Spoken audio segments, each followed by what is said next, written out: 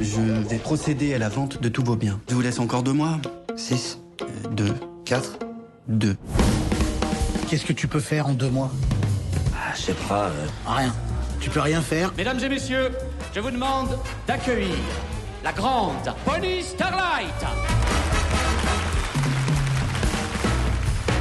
J'ai quelque chose à vous proposer. Ah bon? Bah, vous travaillez dans quel domaine? J'ai un élevage de vaches laitières.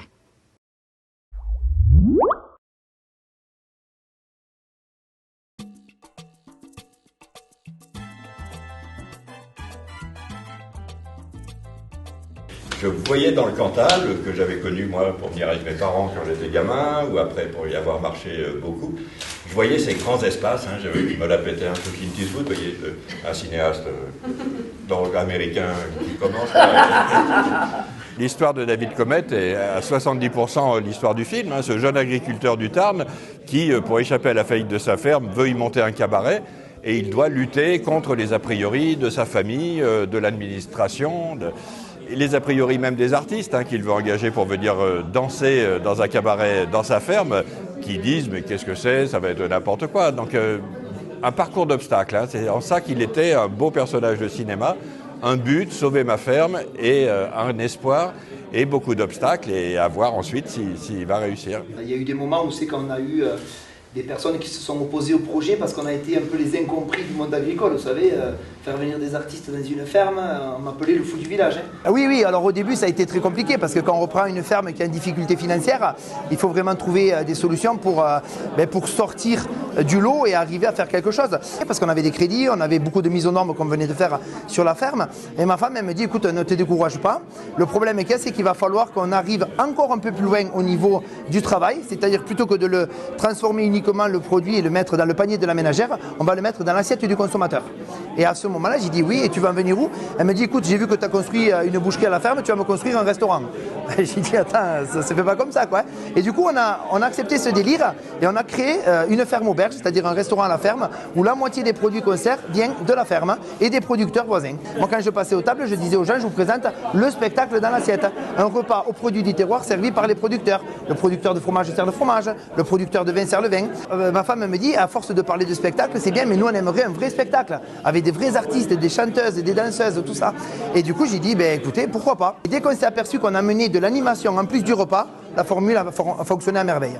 Et du coup, ces artistes-là qui sont venus nous rejoindre, aujourd'hui on a la chance d'avoir Corinne qui est la chanteuse depuis le tout début des Folies Fermières.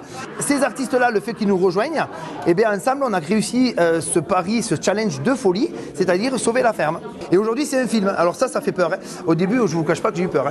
On avait déjà fait un livre qui a très bien fonctionné, qui a été très bien apprécié, mais on s'est aperçu qu'en fait, en plus des artistes, on a eu des acteurs, que ce soit le Maïvanov, Sabrina Wazani qu'on a vu, qui nous a dit écoutez votre projet franchement on l'apprécie parce que vous défendez non seulement un métier mais vous défendez une profession et il y a toute une histoire derrière et donc il se dit si en plus de ça le projet il réussit, le film il réussit, derrière on a sauvé une ferme et c'est le début d'une agriculture positive où c'est qu'on va montrer qu'il existe des solutions à l'agriculture, que les gens ne doivent pas perdre confiance. Il faut savoir qu'aujourd'hui on ferme 27 fermes par jour, on a 2 suicides d'agriculteurs par jour et nous cette courbe là on veut l'inverser, c'est notre travail, on veut se dire qu'il reste des solutions, c'est de l'innovation, c'est de la diversification, mais aujourd'hui, il faut laisser les agriculteurs tranquilles plutôt que d'essayer tout le temps de les rentrer dans des cases.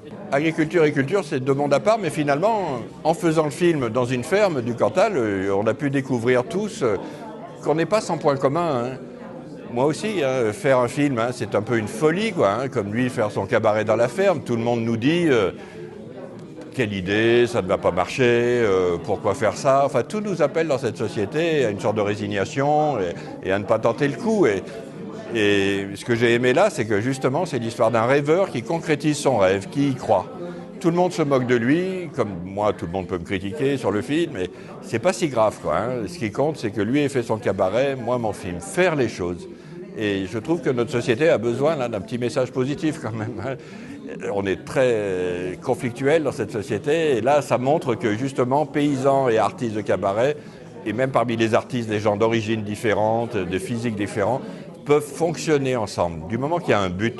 Je veux monter ce cabaret pour montrer que le Cantal n'est pas mort. Avec vous je peux y arriver. Alors que les choses soient bien claires. Je ne participe pas aux travaux de la ferme. Saucisson? Non, rarement au petit-déj pour moi. Notre volonté c'est d'être au plus proche et de ne pas trahir ce qu'on raconte et les gens qu'on a envie de représenter. C'est toujours difficile quand on met un miroir devant les gens, donc c'est d'autant plus plaisant là, après les dates un petit peu, on est allé présenter le film, d'avoir des retours aussi positifs et d'avoir des gens qui se disent ok, c'est moi, c'est nous, ça aurait pu être moi, et ça c'est génial, et oui, ça donne, c'est un regard lumineux et juste sur les agriculteurs, donc ça fait du bien. J'allais dire le soutien de la région Auvergne-Rhône-Alpes. C'est déjà un point important. Ensuite, il y a le département, mais comme nous sommes un département peu argenté, avec peu de moyens, tout le monde le sait, on essaie de jouer collectif et on va chercher des partenaires privés qui peuvent nous aider. C'est ce que l'on fait sur l'ensemble de ces films et en l'occurrence sur ce film Les Folies Fermières. Nous avons bien évidemment la Fondation du Crédit Agricole, nous avons également le groupe Altitude, nous avons les établissements d'ESPRA et puis nous avons le comité interprofessionnel des fromages qui nous permet de chasser en meute. On arrive à être plus efficient et la preuve en est. Donc on y met des moyens et puis aussi on se met en facilitateur pour les équipes de tournage, parce que tourner un film de s'y passer 3 mois dans le Cantal, il faut héberger, il faut accueillir, il faut dénouer quelques difficultés, quelques autorisations diverses et variées, et donc effectivement on apporte un appui, logistique, technique qui permet effectivement de faciliter la réalisation et la vie du tournage.